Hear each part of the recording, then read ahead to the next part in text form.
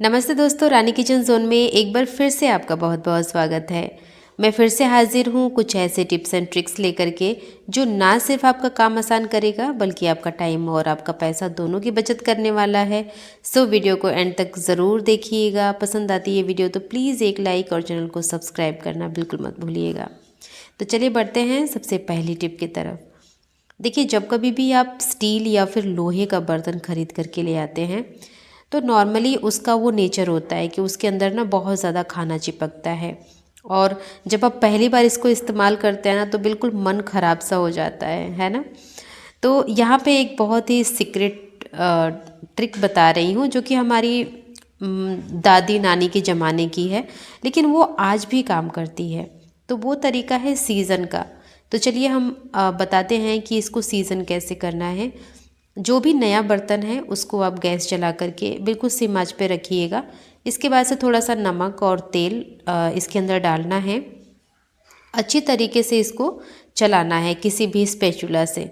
आप देखेंगे कि जब आप इसको अच्छी तरीके से सीज़न करेंगे ना तो इसके अंदर वो क्वालिटी आ जाती है जो कि ये बिल्कुल नॉन स्टिक की तरह हो जाता है। और ये बर्तन ना सालों साल साथ निभाता है आपका। कभी भी इसके अंदर ना तो खाना चिपकेगा और ना ही बर्तन ख़राब होगा। तो ये बहुत ही अमेजिंग टिप है और 101% काम करती है। मेरे पास ये स्टील का पैन है तो ये इसमें भी ऑब्वियस सी बात है, स्टील में तो खाना चिपकता ही है चाहे कितना भी इसकी पेंदी मोटी हो। बट ये वाला आप एक बार ट्रिक किसी भी नए बर्तन पे यूज़ करते हैं तो आपका खाना बिल्कुल भी नहीं चिपकेगा। देखिए, यहाँ पे मैं आपको बना के भी दिखाऊंगी। तो यहाँ पे मैंने सरसों का तेल डाला है इसके अंदर और इसके अंदर मैंने तड़का लगाया है जीरे का, राई का, और इसमें प्याज, हरी मिर्च वगैरह को मैं फ्राई करके भी दिखा रही हूँ। बिल्कुल नहीं चिपकता, एकदम नॉन स्टिक की तरह काम करता है। तो टिप अच्छी है और बहुत ही ज़्यादा मज़ेदार भी है। आई होप आपको काम भी आएगी और आपको इंटरेस्टिंग भी लगी होगी। अब देख लेते हैं नेक्स्ट टिप। जिनके घर पे छोटे बच्चे होते हैं ना उनको हरी मिर्च काटनी बहुत महंगी पड़ती है। कई बार हाथों में बहुत ज़्यादा जलन भी होती है, इस वजह से भी मिर्ची ऐसे काटने का मन नहीं करता। और बच्चों के साथ प्रॉब्लम ये होती है कि उनकी मालिश होती है, उनकी आंखों में काजल भी लगाया जाता है। तो ऐसे में अगर आप बिल्कुल बिना किसी भी सेफ्टी के मिर्च काटी आप गलती से भूल गए तो आपके बच्चों को बहुत ज़्यादा प्रॉब्लम हो सकती है। और आपके हाथ सेंसिटिव हैं तो आपके हैंड भी बिल्कुल लाल हो सकते हैं। तो इसके लिए बताने जा रही हूँ बहुत ही देसी सा तरीका। देखिए, आप ग्लव्स पहन सकते हैं यहाँ पे, लेकिन मुझे नहीं लगता कि सबके घर पे ग्लव्स होता है। तो आप इस तरीके से पॉलीथीन, देखिए सबके घर पे होती है, पॉलीथीन पहनिए और फिर आप मिर्ची को काटिए। इससे आपको 3 फायदे होंगे। अगर आपके घर में छोटे बच्चे हैं तो उनको भी आंखों में नहीं लगेगा। अगर आपका हाथ बहुत ज़्यादा सेंसिटिव है तो उससे भी राहत मिलेगी और आपका काम आसान तो होगा ही। देखते हैं अगली टिप। जब घर में ढेर सारी मटर आ जाती है ना तो सबसे बड़ी टेंशन उसको होती है छीलना। थोड़ी बहुत तो हम फिर भी छील लेते हैं हाथों से, लेकिन जब ज़्यादा छीलना हो तो नाखूनों में बहुत ज़्यादा दर्द होने लगता है। तो आज मैं इसी परेशानी का बहुत ही आसान सा और देसी सा हल बताने वाली हूँ जो सबके लिए काम आएगा। क्योंकि अभी सर्दी का सीज़न है तो मटर खूब आ रही है। आप एक बार में ढेर सारी मटर छील करके उसको स्टोर भी कर सकते हैं या फिर आप मतलब फ्रेश भी यूज़ कर सकते हैं। तो चलिए मैं बताती हूँ कि करना क्या है। देखिए, सबसे पहले तो आपके पास जितनी भी मटर है उसको किसी बड़े बर्तन में ले लीजिए। इसके बाद इसके अंदर ना एकदम गर्म पानी, खौलता हुआ गर्म पानी डालना है। सिर्फ 5 मिनट तक छोड़ना है। इसके बाद किसी भी कपड़े पे या फिर किसी भी टिश्यू पेपर पे आप इसको निकाल लीजिए। निकाल करके अच्छी तरीके से पोंछ लीजिए ताकि आपको छीलने में दिक्कत ना हो और मटर के दानों में पानी ना जाए। तो चलिए अब मैं बताती हूँ कि इसको छीलना कैसे है। देखिए, नॉर्मल इसको अपने हाथों से छीलिएगा। मैं कोई भी ऐसी चीज़ नहीं बताऊँगी जो कि बिल्कुल रिलेटेबल ना हो। आप अपने हाथों से छीलिएगा। हाथों से ये बहुत अच्छी तरीके से छिल जाएगा। वो इसलिए क्योंकि हमने इसको गर्म पानी में डाला है तो जो छिलका है वो एकदम अच्छी तरीके से सॉफ्ट हो गया है। आप इसको अपने हाथों से भी छीलेंगे ना तो बिल्कुल आपके हाथों में दर्द नहीं होगा। और ढेर सारी मटर, मतलब 5 किलो 10 किलो मटर आप अकेले छील करके रेडी कर सकते हैं। अगर आपको लगता है कि ये मटर ख़राब हो जाएगी, बिल्कुल भी ख़राब नहीं होगी। आप इसको किसी भी एयर टाइट बॉक्स में डाल करके फ्रिज के अंदर रखिए, काफ़ी लंबे टाइम तक फ्रेश रहती है। बढ़ते हैं अगली टिप की तरफ। देखिए झाड़ू लगाने के बाद कूड़ा उठाना ना सबसे गंदा काम लगता है ना। थोड़ा सा गीला कचरा हो तो डस्टबिन भी एकदम ख़राब हो जाता है, गंदा हो जाता है और इसको बार बार धोना भी पड़ता है। अभी देखिए बहुत ज़्यादा नमी वाला है मौसम, तो इसमें बदबू भी आने लगती है और डस्टबिन को तो हमेशा साफ़ रहना चाहिए।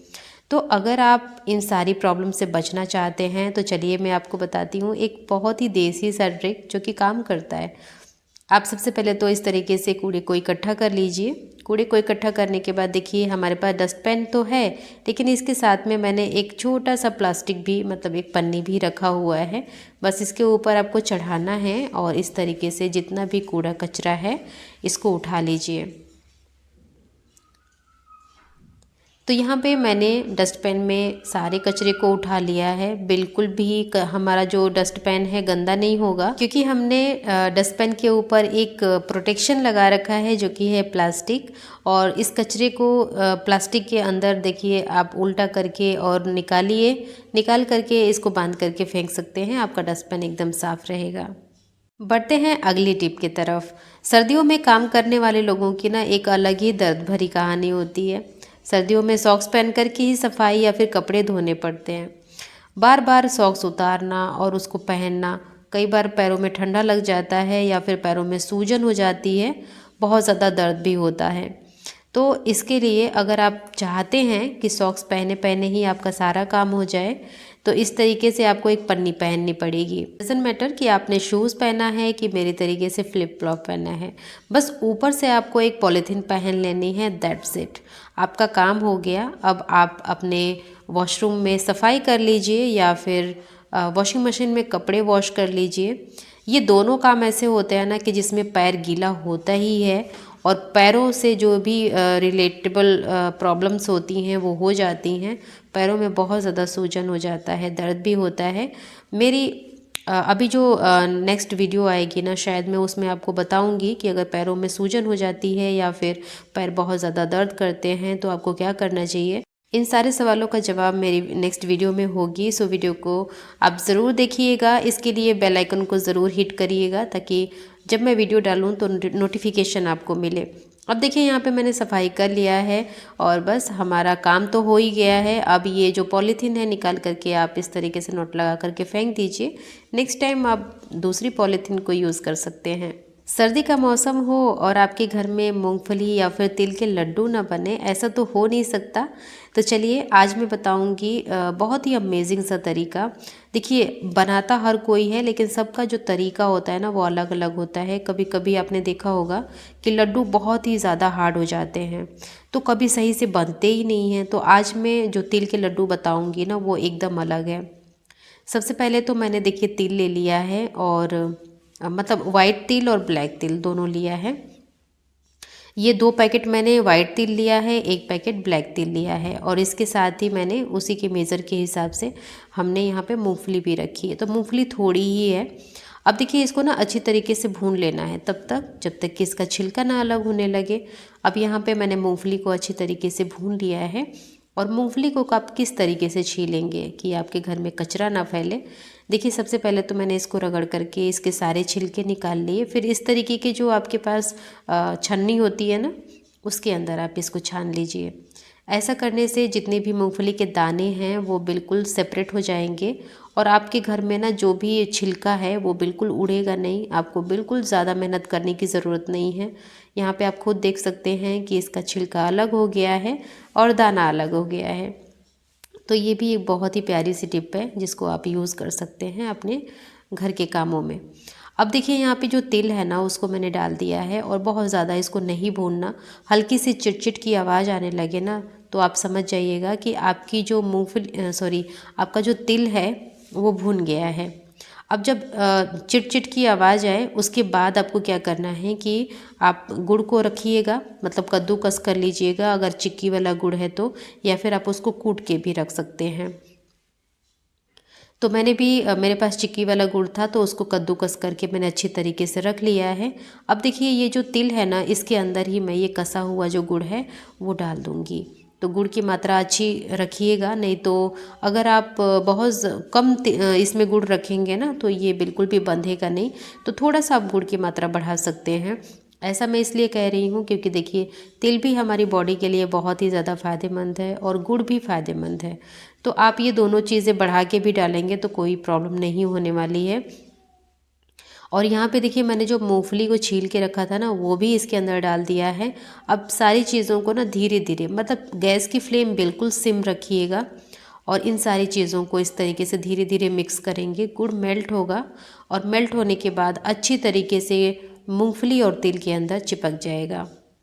ऐसा इसलिए मैं कर रही हूँ, देखिए बहुत सारे लोग ना पाक बनाते हैं, पहले गुड़ को गर्म करते हैं इसके बाद डालते हैं, तो वो भी अच्छा है, वो भी प्रोसेस अच्छा है।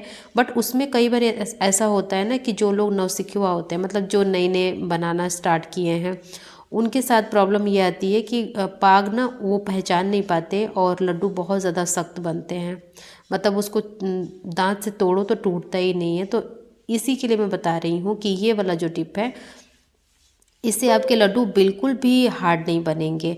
अब देखिए इसको बनाना कितना आसान है। आप हाथों में तेल लगाइए या फिर थोड़ा सा पानी लगा लीजिए और इस तरीके से ढेर सारे लड्डू बांध करके आप रेडी कर सकते हैं। तो मैंने इतने सारे लड्डू देखिए अकेले ही बांधे हैं, कोई प्रॉब्लम नहीं आई है। तो जो भी आपको मेथड सही लगे या फिर जिसमें आप कंफर्टेबल हों वो ट्राई करिएगा। तो इतने सारे लड्डू हमने बना लिए हैं और आप कब बना रहे हैं ये भी नीचे कमेंट सेक्शन में ज़रूर बताइएगा। अब देखिए इसकी टेस्टिंग तो बाकी रह गई है अभी, तो मैं इसको चेक करके भी दिखाऊंगी कि ये लड्डू कितने ज़्यादा सॉफ्ट हैं और टेस्ट अमेजिंग। आप एक बार ज़रूर इसे बनाइएगा और खाइएगा क्योंकि सर्दी में खाना चाहिए। इसके अंदर ओमेगा 3 होता है और बहुत सारी चीज़ें जो हमारी बॉडी को ज़रूरत होती हैं वो सब कुछ मिलता है। सो ये थी मेरी आज की वीडियो। पसंद आई तो लाइक करिएगा, शेयर करिएगा और हाँ, ये तिल के लड्डू बनाना बिल्कुल भी मत भूलिएगा। ये थी हमारी आज की वीडियो। मिलूंगी मैं नेक्स्ट वीडियो में, तब तक के लिए आप अपना खूब सारा ख्याल रखिएगा। Bye bye and take care.